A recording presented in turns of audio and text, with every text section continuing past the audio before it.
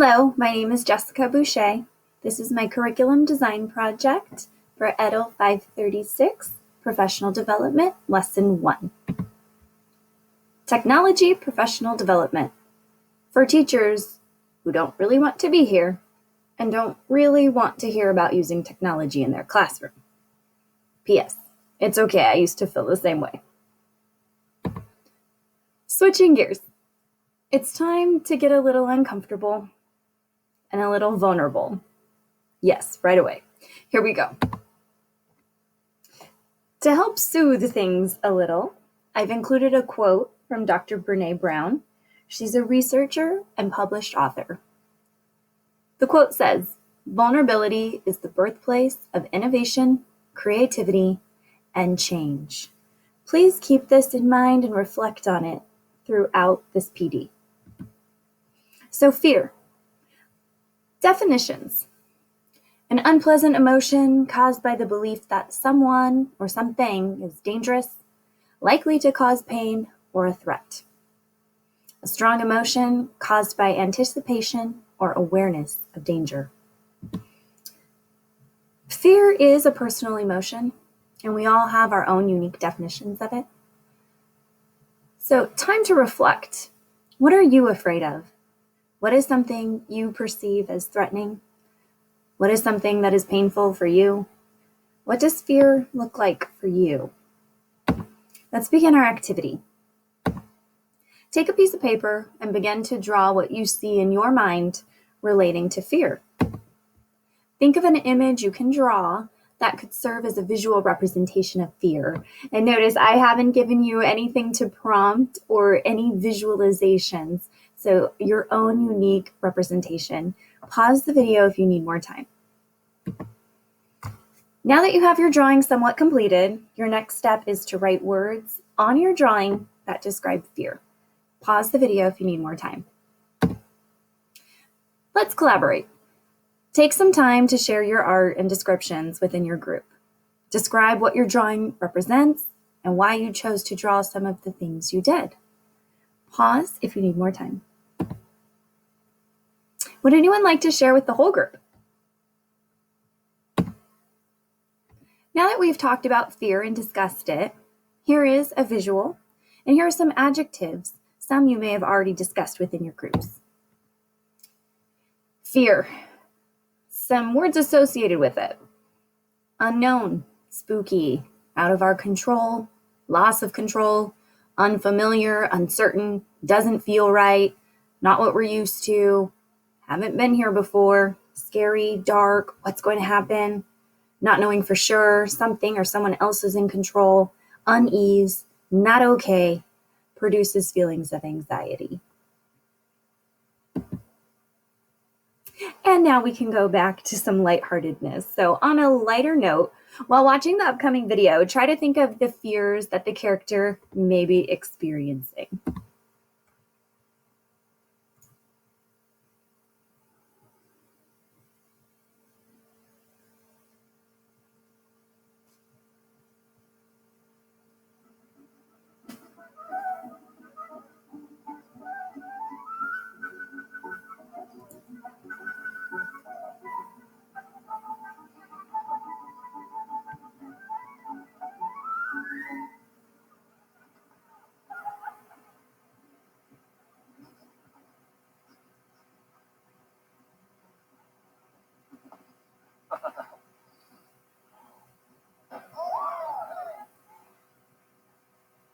What are you doing?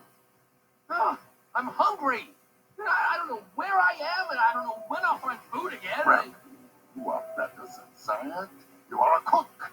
A cook makes. A thief takes. You are not a thief.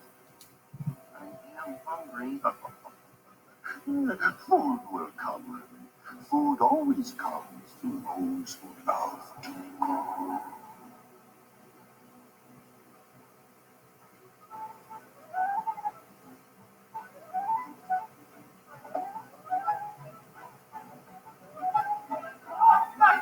Food on time.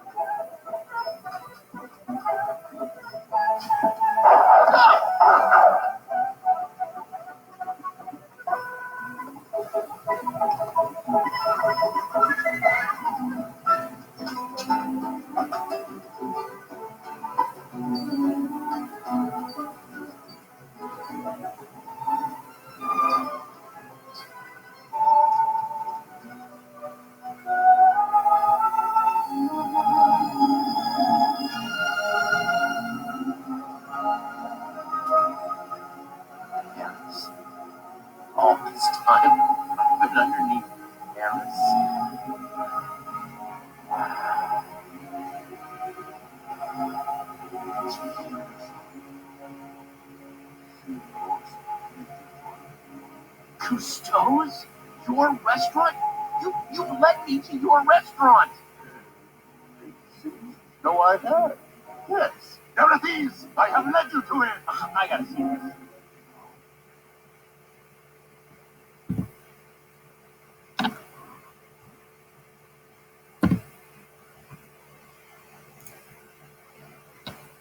So after watching that video, what fears did Remy face? Well, first of all, he had to be vulnerable. He had to come out from the underground. He faced being hungry and not settling for the bread that was right there, but settling for his long-term goal. He risked being seen for who and what he was. There was a guard dog, a gunshot, a mouse trap. So the path that he faced was full of obstacles, but in the end, his risk was worth the reward. So what can we learn from Remy? Risk versus reward. So facing a fear could be considered an action, and the consequence of that action is not always pleasant, but we do have a way of looking at it positively that it will lead us down a path that ultimately takes us to our long-term goal. So the action, the risk-taking that Remy did something. He went out of his environment to pursue his dreams. So he removed himself from his comfort level. Bravery. He encountered humans, the gunshot, the guard dog, the mousetrap. His action, his risk. Courage. He felt the fear. It was very obvious. We could tell through his body movements. We could tell when he was startled. But he did it anyway. Perseverance. He didn't give up. He did not take the easy way out. And he didn't make excuses. Goal setting led him to where he wanted to be. Have you been under Paris all this time? Have you been a few risks away from reaching your goals? Your largest fear carries your greatest growth. So thinking like a disciplinarian, many people that we perceive as successful have faced adversity, failure, and setbacks. Many of these people had to be risk takers. With your group, think of disciplinarians. I gave you just some starting off points with an inventor, an athlete. Think of some disciplinarians that may have been risk takers or faced adversity. Pause if you need more time. So now that we're back together, it's time to get a little uncomfortable again. And we talked about vulnerability and fear earlier. I put a quote again. So courage is to tell the story of who you are with your whole heart. And our story is our personal experience, and it's part of what explains where we are and why we are the way that we are. Let's talk about overcome. The definition of overcome: to succeed in dealing with a problem or difficulty, to defeat an opponent, to prevail, to overcome a problem, obstacle, problem again, or resistance.